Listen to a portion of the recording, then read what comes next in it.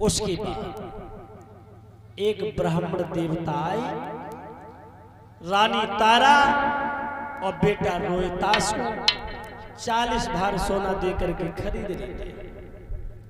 कालू नाम का मैतर आया, उसने 20 बार सोना देकर के महाराज हरिश्चंद्र को खरीद लिया। तीनों प्राणी बिक गए। कहाँ राजा रानी थे, लेकिन आज नौकर बन गए। कालू ने हरिश्चंद्र से कहा है, हरिश्चंद्र हाँ ये पकड़ो घड़ा, सरयू नाम की जो नदी है उस पर प्रतिदिन तुम जल भर के लाओ। तो महाराज हरिश्चंद्र घड़ा लेकर के प्रतिदिन नदी पर जाने लगे, पानी भर के लाते हैं। बस ये ड्यूटी लग गई। और इधर ब्राह्मण देवता ने कहा, तारा तुम रोजाना हमारे लिए भोजन तैयार करोगे। और रोहितास से कहा, तुम रोजाना फूल बाग से फूल लेकर के आओगे। तो बेटा रोहितास रोजाना फूल लेने जाने लगा, रानी तारा भोजन बनाती। इधर एक दिन की बात है, महाराज हरिश्चंद्र इतने कमजोर हो गए थे भाइयों। कमजोर क्यों हो गए थे, इसका भी एक कारण था। कारण ये था, महाराज हरिश्चंद्र जब भोजन करने बैठते थे तो वही विश्वामित्र भिखारी बन के आ जाता था। कहते थे, महाराज मैं भूखा हूं, मुझे भी भोजन कराओ। तो आधा भोजन बांट के वो खा जाते थे। तो जब पेट नहीं भरेगा तो इंसान कमजोर तो हो ही जाएगा। तो महाराज हरिश्चंद्र बहुत कमजोर हो गए थे। एक दिन की बात है, नदी पर पहुंचे तो घड़ा जल से भर लिया।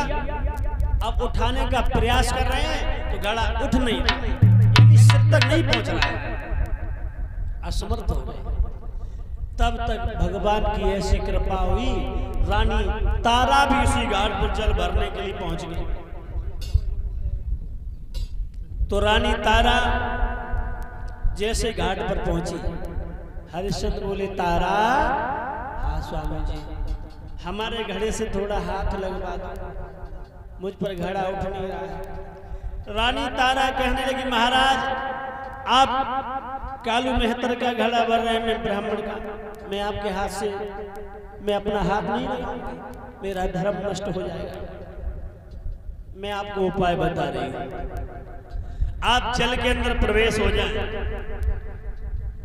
गले तक जल में पहुंचो तो गले का सारा लेके घड़ा उठ जाएगा। आज रानी तारा के कहने के अनुसार हरिश्चंद्र ने वैसा ही किया। जल में पहुंचे, जल का सहारा लिया, घड़ा उठ गया, सिर पर रख लिया, चले। आगे बढ़े भैया तो चला नहीं जाता। चला क्यों नहीं जाता, शरीर में सामर्थ्य ही नहीं, शरीर में शक्ति ही नहीं चला जाता है। जल का बड़ा घड़ा सिर पर रखा है, आगे बढ़े नहीं चला गया भाइयों, तो घड़ा सिर से गिरा और जमीन पर एक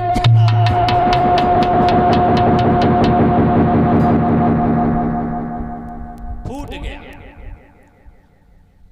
जैसे घड़ा फूटा, अब तो हरिश्चंद्र घड़ा के पास बैठकर रोने लगे। अब क्या होगा, कालू देखेगा 50 गालियों से मेरा सम्मान करेगा। बेचारे फिर खड़े हो गए, आगे बढ़े, कालू के पास पहुंचे। कालू ने देखा घड़ा नहीं है, जवाब दिया, हरिश्चंद्र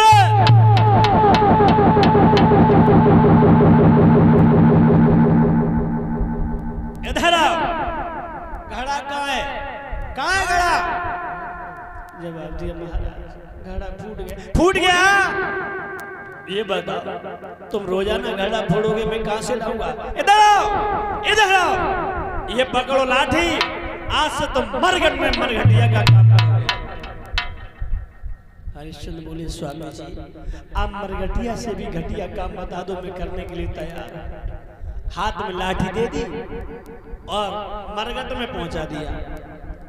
मरघटिया का काम करते हैं। और इधर रानी तारा घड़ा भर के घर पहुंच गई।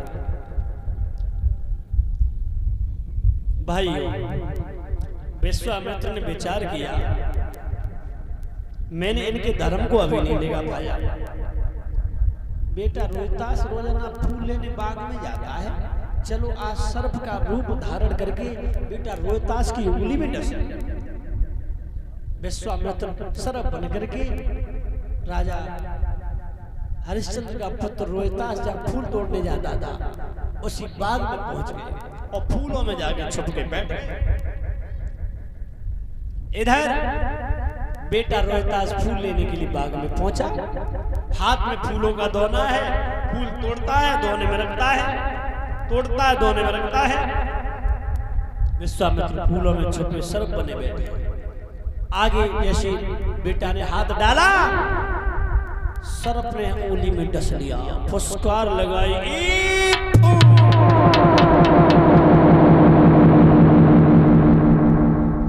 फुसकार लगा रहा है।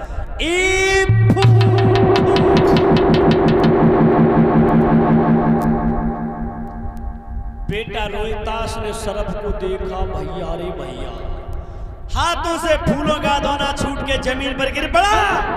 वो बेटा पछाड़ खा के जमीन पर गिरा है।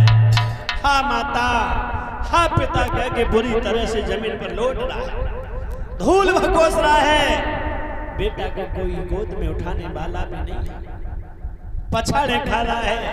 हा माता, हा पिता कह के चीख रहा है। और इधर भाई विश्वामित्र आवाज लगाने लगे, काशी के लोगों,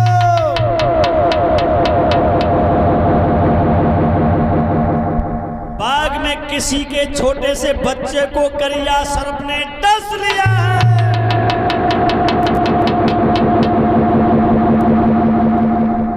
जैसे ही आवाज लगाई, मैया तारा भोजन बना रही थी, हाथ में लोई थी, हाथ से छूट के परात में गिर गई।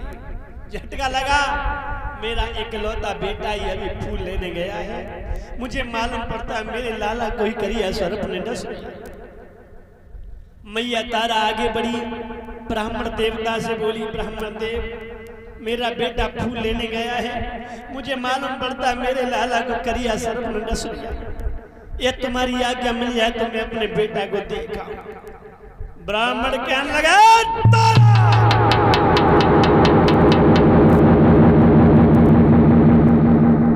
रोके दिखाने की कोशिश न कर, पहले भोजन बना, उसके बाद रोहतास को देखना, और मर जाए तो यहां लेके मत आना।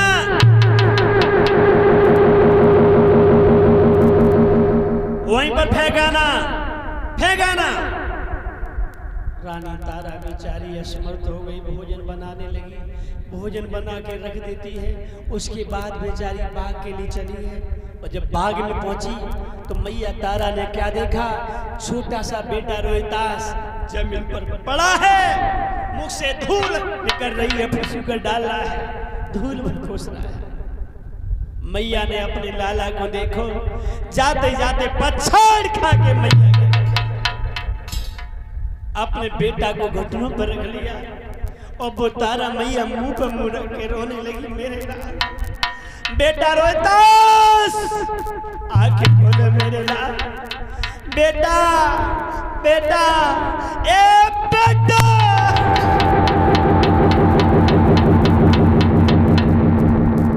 मैया चीख रही है, रो रही है, बेटा की लाश को घुटनों पर रख के मुंह पर मुंह रख के रो रही।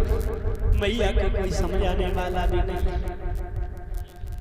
मैया तारा बार बार आवाज लगाती है, बेटा रोहतास आके खोलो।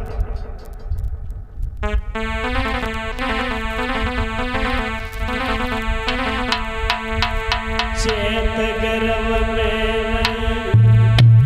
अरे नींद वर सोई न काया,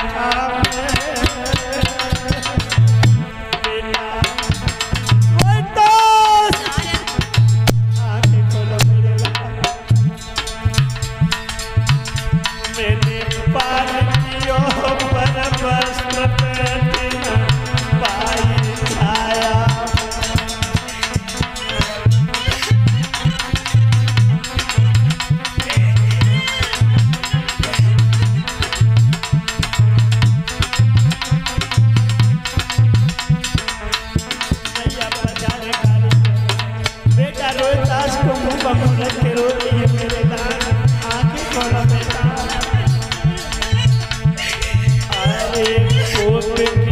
पर